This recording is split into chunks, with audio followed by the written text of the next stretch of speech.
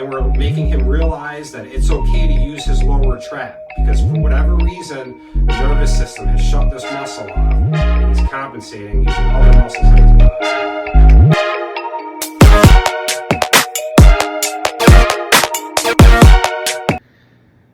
Chiro Jake here.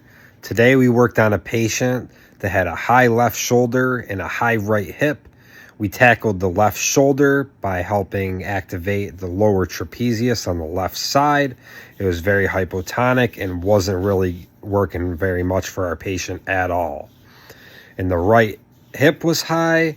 We worked a lot around the hip and on the piriformis muscle, which gave the patient a lot of relief.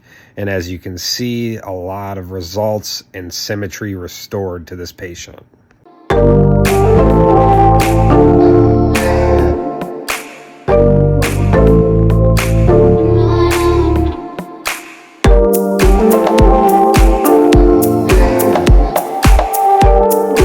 Today we're going to work on a patient that has looks like a hypotonic lower trap and also a hip hike on the right side like this. And we're just going to try to even him out and try to get his stature back to a little bit more balanced so that way he can help avoid any future injuries or discomfort. I'm going to do some activation of the lower left trap because that's the one that looks hypotonic and just try to get it moving and see if we can wake up the muscles a little bit. All right. So I'm just going to have the patient seated and I'm going to palpate down the spine. And I'm just going to look for around where the lower trap ends. And here we just want to be in like the TL junction area. Everybody's going to be a little bit different. So we're just looking for the lower trap where it kind of inserts. And we're going to come off the spine to the side. So I'm on the patient's left side.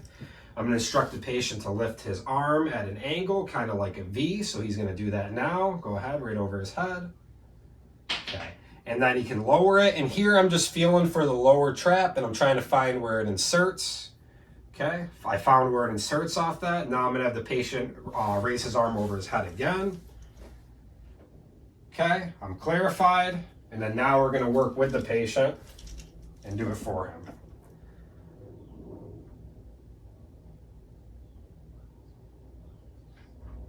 And here we were watching the patient's end range of motion. And we just want to help him go through that passively so we can get into where the ligaments start working. Okay, we want to figure out where the origin insertion is and the ligament muscle junction, and we're going to help activate the muscle that way.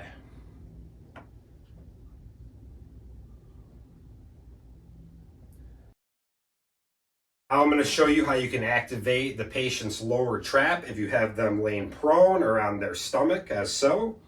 Here I would be on the same side of whatever trap is affected, but just for video purposes I'm on the opposite side so you guys can see, okay? So I'm going to contact the left lower trap. And I'm just going to feel in for some trigger points.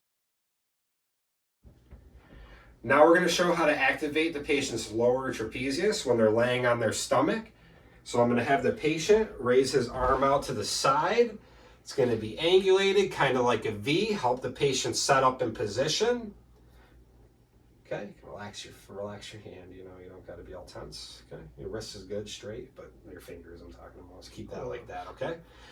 All right, and once we have the patient in the starting position, we're going to instruct the patient to swing their arm downwards towards their feet and backwards, and then right there you're going to have the patient focus on contracting the lower trap. So right here I want you to try to squeeze. All right, and then you're going to instruct the patient. He's going to move his arm back above his head like in the beginning position, so go ahead. Like this. Oh, my bad. You're good. Like that. And then here you're going to press down on the insertion of the lower trap and have the patient contract where your fingers are. Contract. Here we're bringing the nervous system into motion and we're making him realize that it's okay to use his lower trap because for whatever reason, the nervous system has shut this muscle off and he's compensating using other muscles in his body. All right, so I'm going to have him relax. Okay, and that's just one rep. You only need to do about 3, and it's going to take time. You're going to make sure the patient's breathing the whole time. All right, now we've activated his lower left trap, and now we're going to work into activating his hip. He had a right hip hike, so that means he either has tight muscles on his right side or he has weak muscles on his left side. So to test that, we're just going to use our palpatory skills, and we're going to feel that for his QL muscles, lower back muscles.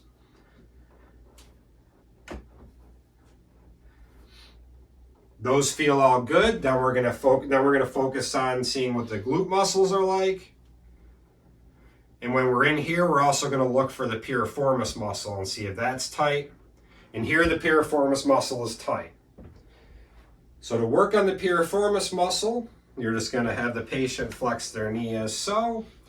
And on his right side, that piriformis is being really tight. So it's hiking his hip up a little bit. And we're just going to get right on the middle of the piriformis muscle, and you're going to activate it, internally rotating the leg to whatever you feel when the patient's leg kind of gets stuck, and hold there for a quick second and go back. All right, so now that we worked on our patient, we showed the origin insertion where I rubbed the origin insertion out of the lower trap, help activate it. Then we tackled the patient's piriformis to help with that hip hike. So now we're going to do a little exercise to try to incorporate and strengthen our stance while we're maintaining and using that lower trapezius. All right. So you're going to have them stand like this, as so. You can use any cable machine. Just wait till we start here.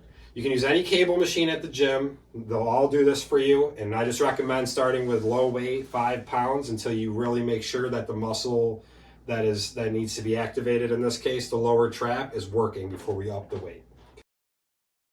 We're going to instruct the patient to lower his left arm. And he's going to really focus on contracting the lower trap, keeping the elbow nice and extended and moving from the glenohumeral joint. And then when you get a nice contraction, you hold and you go back up as so. And then again, we're going to activate. Here we're keeping the pelvis forward. We're keeping the opposite leg forward. So that way we make sure we have that cross body action that we need to help stabilize all the muscles evenly.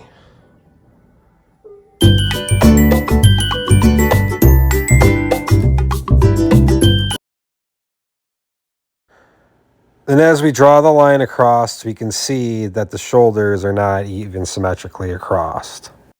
All right, and now if we take a look at the post-treatment shoulder, we can see that the left shoulder is a lot more further down. As we draw the line across, we can see that the shoulders are a lot more level and symmetrical. Big changes here.